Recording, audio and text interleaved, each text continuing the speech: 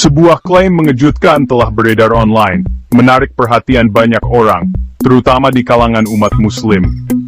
Klaim ini menyatakan penemuan sebuah makam besar di tembok besar Cina, yang diklaim sebagai tempat peristirahatan terakhir Nabi Adam. Cerita ini telah menyebar luas, dengan beberapa versi, bahkan mengaitkan pengumuman tersebut dengan Presiden Xi Jinping.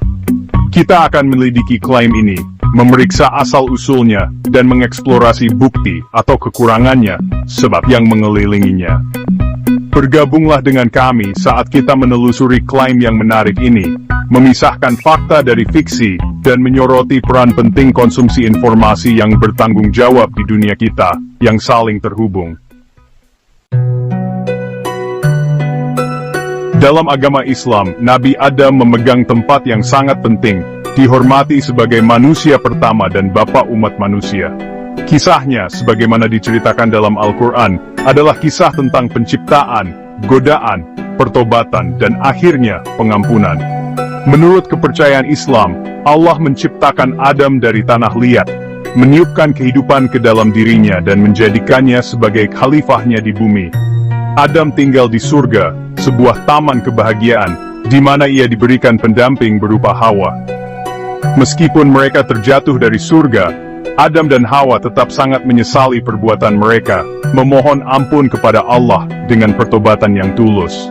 Allah, dengan rahmatnya yang tak terbatas, mengampuni mereka, menurunkan wahyu dan petunjuk untuk membimbing mereka dan keturunan mereka di jalan yang benar. Penghormatan yang diberikan kepada Nabi Adam dalam tradisi Islam, menyoroti pentingnya setiap klaim yang berkaitan dengan kehidupan, kematian, atau tempat peristirahatannya. Klaim bahwa makam Nabi Adam telah ditemukan di tembok besar Cina, telah menyebar dengan cepat secara online, terutama melalui platform media sosial dan forum online. Asal-usul klaim ini sulit untuk ditentukan dengan pasti. Beberapa versi klaim mengaitkan pengumuman awal dengan Presiden Xi Jinping, menunjukkan perubahan kebijakan Cina terhadap populasi Muslimnya. Namun, tidak ada konfirmasi resmi atau bukti yang mendukung dari sumber yang kredibel. Tidak adanya bukti yang dapat diverifikasi dari sumber yang dapat dipercaya menimbulkan tanda tanya besar, menunjukkan bahwa klaim tersebut mungkin berakar pada informasi yang salah, spekulasi, atau bahkan fabrikasi yang disengaja. Tembok besar Cina, situs warisan dunia UNESCO, berdiri sebagai bukti abadi kecerdikan dan ambisi manusia. Membentang ribuan kilometer melintasi medan yang berat, ini adalah salah satu keajaiban arsitektur paling ikonik di dunia. Berbeda dengan kepercayaan umum, tembok besar bukanlah struktur tunggal yang berkelanjutan, melainkan jaringan benteng yang dibangun kembali, dan diperluas selama berabad-abad. Konstruksi paling ekstensif terjadi selama dinasti Ming, yang membangun sebagian besar tembok yang berdiri hingga saat ini.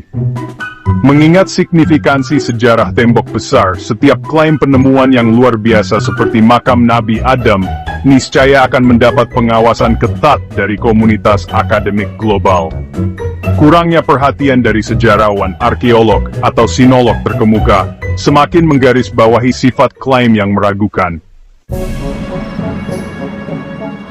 Terlepas dari sifat sensasional klaim dan penyebarannya yang cepat secara online, penting untuk ditekankan bahwa tidak ada bukti yang kredibel dari sumber yang dapat dipercaya untuk mendukung keberadaan makam Nabi Adam di tembok besar Cina. Dari perspektif arkeologi, tidak ada penemuan yang kredibel yang telah dibuat di tembok besar atau di sekitarnya untuk menunjukkan keberadaan makam dengan zaman kuno atau signifikansi religius seperti itu. Tembok besar telah menjadi subjek penelitian arkeologi yang ekstensif, dan setiap penemuan sebesar ini pasti akan mendapat perhatian dan studi yang signifikan dari komunitas arkeologi global. Lebih lanjut, klaim tersebut bertentangan dengan narasi sejarah dan agama yang mapan. Tradisi Islam, meskipun memiliki berbagai catatan tentang lokasi pemakaman Nabi Adam, tidak menempatkannya di Cina. Kurangnya dasar sejarah, arkeologi, atau agama untuk klaim tersebut dengan kuat menunjukkan bahwa itu tidak berdasar, dan kemungkinan merupakan produk dari informasi yang salah atau fabrikasi yang disengaja. Klaim mengenai makam Nabi Adam di tembok besar Cina berfungsi sebagai pengingat yang kuat tentang pentingnya pemeriksaan fakta dan berpikir kritis, terutama di era digital. Di era yang ditandai dengan penyebaran informasi yang cepat, informasi yang salah, disinformasi, dan kebohongan, langsung lebih mudah mendapatkan daya tarik dan menyebar dengan cepat secara online. Kasus ini menyoroti perlunya mendekati konten online, terutama klaim yang sensasional atau luar biasa, dengan skeptisisme yang sehat. Sebelum menerima informasi apapun sebagai kebenaran, penting untuk memverifikasi sumber dan kredibilitasnya. Outlet berita terkemuka, lembaga akademis, badan pemerintah, dan pakar yang dihormati di bidang terkait umumnya dianggap sebagai sumber informasi yang dapat diandalkan.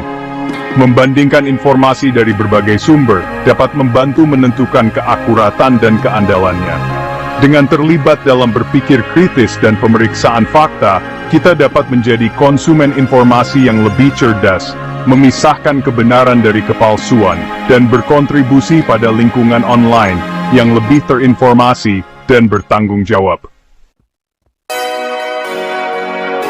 Klaim yang menyatakan penemuan makam Nabi Adam di tembok besar Cina, meskipun beredar luas, tidak memiliki bukti yang kredibel untuk mendukungnya. Kurangnya bukti dari sumber yang memiliki reputasi baik, ditambah dengan ketidakkonsistenannya dengan narasi sejarah dan agama yang mapan, sangat menunjukkan bahwa itu adalah tipuan atau produk informasi yang salah. Kasus ini berfungsi sebagai pengingat yang nyata tentang pentingnya berpikir kritis dan konsumsi informasi yang bertanggung jawab di era digital. Merupakan kewajiban kita sebagai warga digital yang bertanggung jawab untuk mendekati konten online dengan mata yang jeli, mempertanyakan apa yang kita baca, dan mencari verifikasi dari sumber yang dapat diandalkan. Mari kita ingat bahwa tanggung jawab bersama kita adalah menjadi konsumen dan penyebar informasi yang kritis, memastikan bahwa interaksi digital kita didasarkan pada kebenaran, akurasi, dan komitmen untuk berbagi pengetahuan yang bertanggung jawab.